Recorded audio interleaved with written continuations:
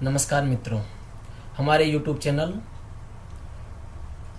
MG अध्ययन point में आप सभी का हार्दिक अभिनंदन है। जैसा कि आप सबको पता है कि हम इस YouTube चैनल के माध्यम से विभिन्न विचारकों या विचारकों के सिद्धांतों को आसान भाषा में आप तक पहुंचाने का प्रयास कर रहे हैं। इसी क्रम में आज हम चर्चा करेंगे महात्मा गांधी जी के एक सिद्धांत की। एक ऐसा सिद्धांत जो महात्मा गांधी जी के जीवन से जुड़ा था, जो महात्मा गांधी जी के संकल्पना से जुड़ा था, जिसके माध्यम से महात्मा गांधी जी समाज में समानता लाना चाहते थे, जिसके माध्यम से महात्मा गांधी जी आपसी भाईचारे की भावना को बढ़ाना चाहते थे। वह सिद्धांत है ट्रस्टीशिप का सिद्धांत, जिसको हिंदी में बोलते हैं न्यायशीता का सिद्धांत। न्यायशीता का अगर हम न्यायशीता की परिभाषा को समझें तो हमें स्पष्ट रूप से प्रदर्शित हो रहा है कि न्याय करना, और न्याय कहाँ करना? समाज के अंतर्गत, यानी कि संपत्ति का समान डिस्ट्रीब्यूशन होना चाहिए, यानी उसका वितरण समान रूप से होना चाहिए, चाहे वो अमीर हो या गरीब हो। दोस्तों, गांधी जी का न्यायशीता का सिद्धांत एक ऐसा सिद्धांत है जो इस बात पर जोर देता है कि किसी भी उद्योग का मालिक या किसी भी कंपनी का मालिक उसको स्वयं को उस कंपनी का मालिक या होनर न मानकर उसका एक ट्रस्टी माने, यानी कि वह व्यक्ति जिसकी वह कंपनी है, जिसने वह कंपनी बनाई है, वह अपने आप को मालिक ना माने बल्कि अपने आप को एक ट्रस्टी माने और उस कंपनी के प्रचार प्रसार में या उसके उत्पादन में बढ़ोतरी के लिए वह दिन रात मेहनत करे, मगर उस बड़ो उत्पादन से जो उसको अर्निंग होगी, जो कमाई होगी, उस कमाई में से केवल वो उतना ही हिस्सा ले जितना कि उसके परिवार का पालन पोषण हो सके। महात्मा गांधी जी ने ये अपने ट्रस्टीशिप के सिद्धांत के माध्यम से इस बात को स्पष्ट करने का प्रयास किया। मगर दोस्तों, हम देखते हैं कि कोई भी सिद्धांत अचानक नहीं आ जाता है। उस सिद्धांत के आने के पीछे का एक ऐतिहासिक कालक्रम होता है। तो हमें यह चीज देखना है कि गांधी जी के मन में यह विचार कैसे आया, यानी उन्होंने न्यायशीता का सिद्धांत क्यों प्रतिपादित किया। तो गांधी जी यह सिद्धांत बेसिकली एक तरह से समाजवाद के समरूप के रूप में स्थापित करने का प्रयास करते हैं, क्योंकि गांधी जी कभी अपने आप को समाजवादी नहीं मानते थे, या कई विचारक भी उनको समाजवादी नहीं मानते थे और पूंजीवाद के वे विरोधी थे। तो ऐसी परिदृश्य में उन्होंने क्या किया, गांधी जी ने, कि उन्होंने एक सिद्धांत दिया जो समाजवाद के समरूप चले, यानी समाजवाद भी समरूपीकरण की बात करता है। ट्रस्टशिप का सिद्धांत भी इसी बात को दोहराएगा और ये दोनों मिलकर पूंजीवाद की जो बुराइयां हैं, उन पूंजीवाद की बुराइयों को समाप्त करने की तरफ आगे बढ़ेंगे। उनका यह विचार था।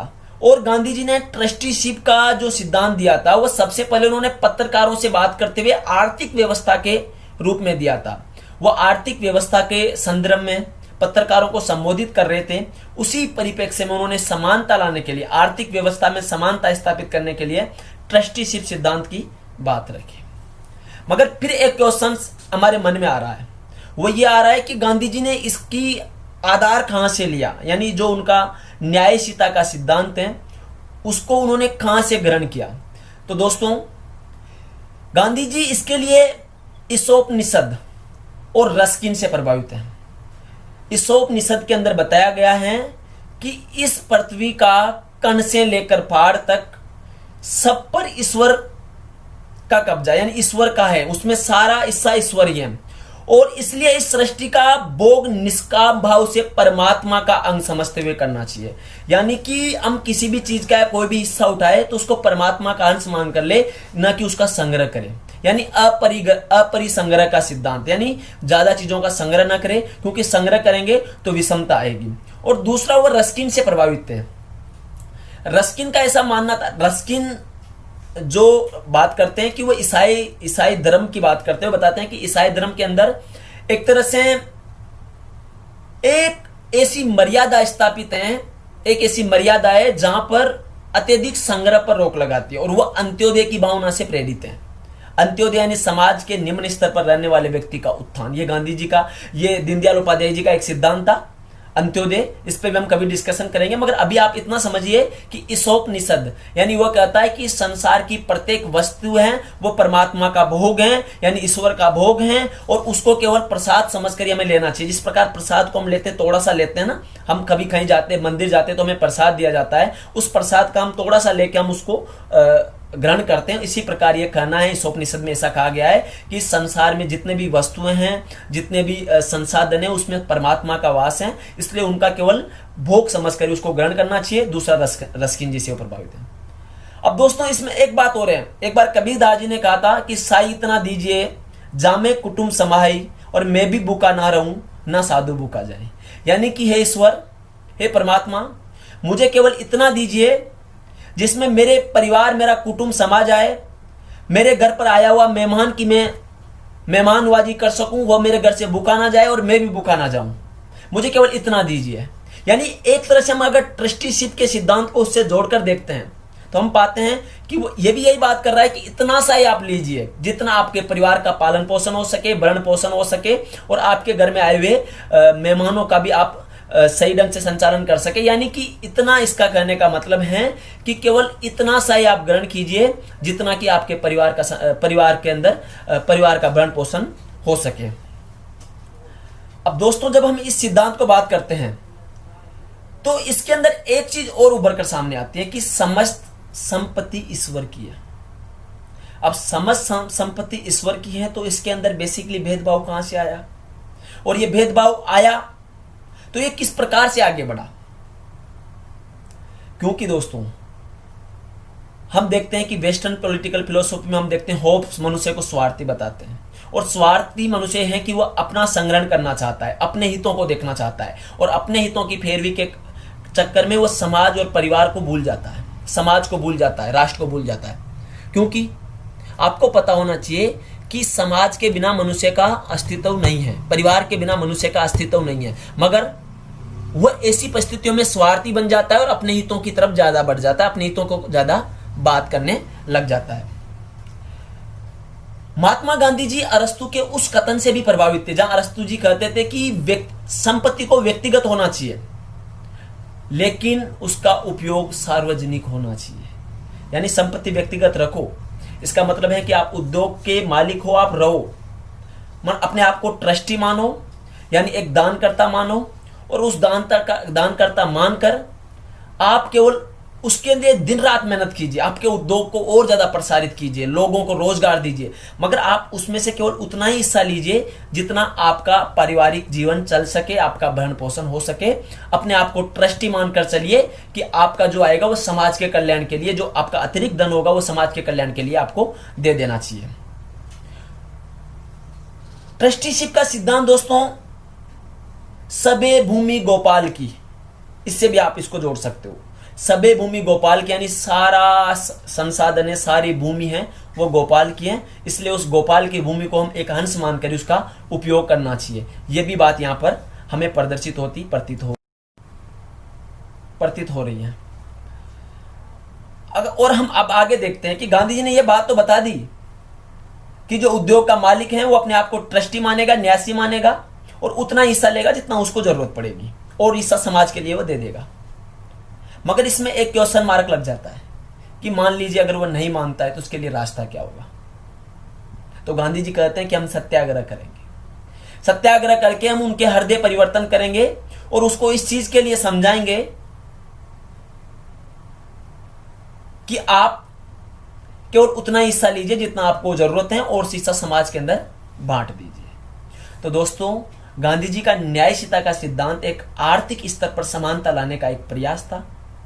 इस आर्थिक स्तर पर समानता लाने के माध्यम से वह एक ऐसे समरूपी समाज की स्थापना पर जोर देते थे जहां पर निम्न वर्ग का उत्थान हो सके, जहां पर सभी व्यक्तियों की आर्थिक संसाधनों तक पहुंच हो सके, और जहां पर सभी के हितों की बात की जा सके।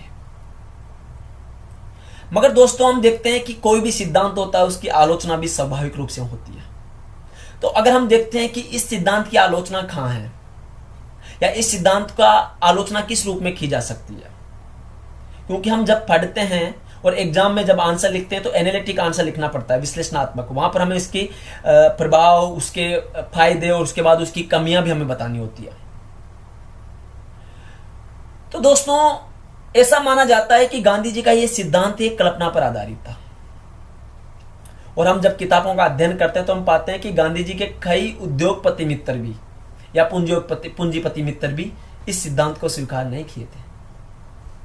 तो गांधी जी का यह सिद्धांत कल्पना मात्र बनकर रह जाता है कि वास्तविकता में, क्योंकि उनके जो कई मित्र थे गांधी जी के, कई पूंजीपति, कई उद्योगपति उनके मित्र थे, उन्होंने भी इस सिद्धांत को मान्यता प्रदान नहीं की। तो इस चीज में ऐसा माना जाए कि जब गांधी जी अपने मित्रों को इस सिद्धांत की वास्तविकता से परिचित नहीं करवा पाए, तो इस सिद्धांत की व्यवहारिकता पर हम किस प्रकार से विश्वास कर सकते हैं। दूसरा दोस्तों, हम देखते हैं कि अरस्तु और जॉन लॉक जैसे विचारकों का मानना है कि संपत्ति का संग्रह व्यक्ति की एक स्वाभाविक प्रक्रिया है और वह इसको नहीं रोक सकता। तो एक तरह से एक विरोधाभास कि मनुष्य की स्वाभाविक प्रक्रिया है और इसको कर पाना या इस पर एक तरह से इस प्रकार की सोच स्थापित करना काफी मुश्किल होगा। तो इसको हम इस आधार पर आलोचना कर सकते हैं। अब हम देखते हैं कि गांधी जी के न्यायशीलता के सिद्धांत की प्रासंगिकता क्या है, यानी रेलेवेंस इसका क्या है।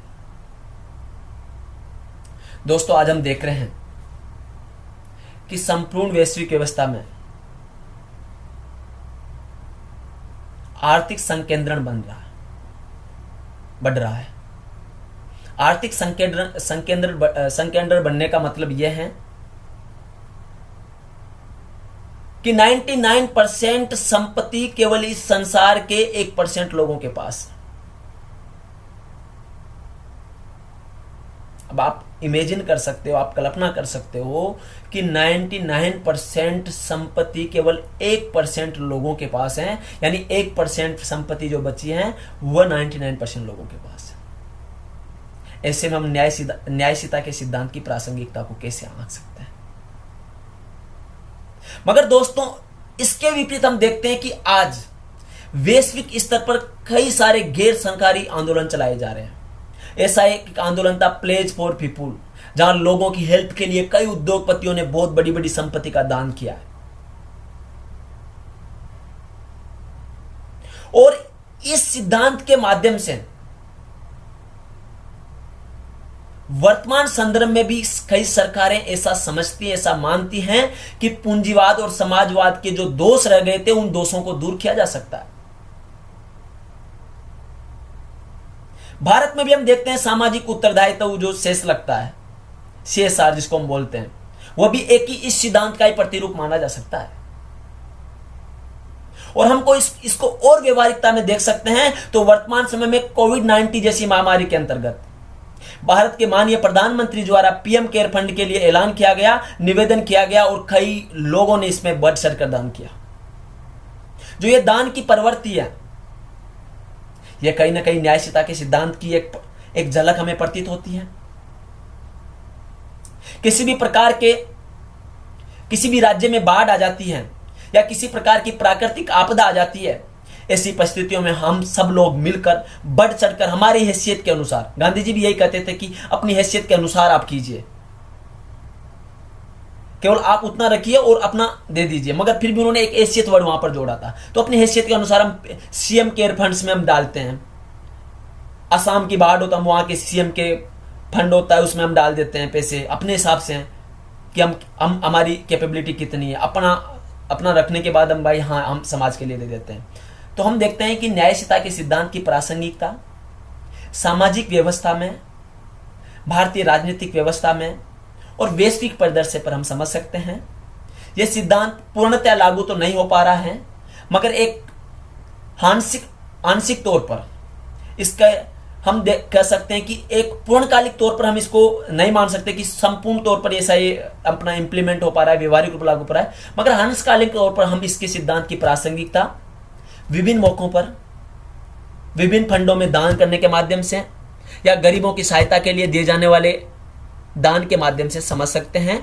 तो गांधी जी के न्यायशीलता सिद्धांत की प्रासंगिकता आज है और ये हमने यहां पर समझा है। आशा करता हूं दोस्तों ये सिद्धांत आपको समझ में आया होगा।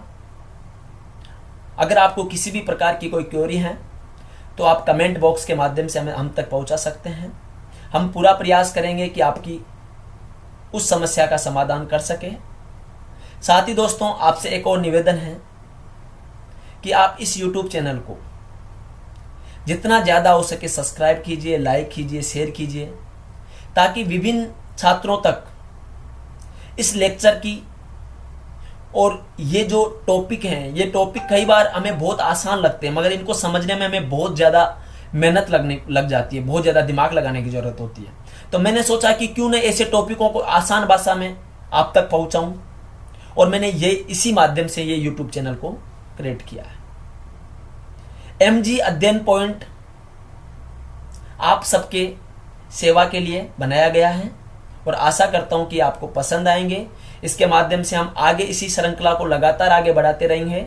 लेक्चर इसी प्रकार हम विभिन्न विचारकों के माध्यम से बनाते रहेंगे, आप तक पहुंचाते रहेंगे। बहुत बहुत धन्यवाद। घर पर रहिए, स्वस्थ रहिए, खुश रहिए। Thank you so much.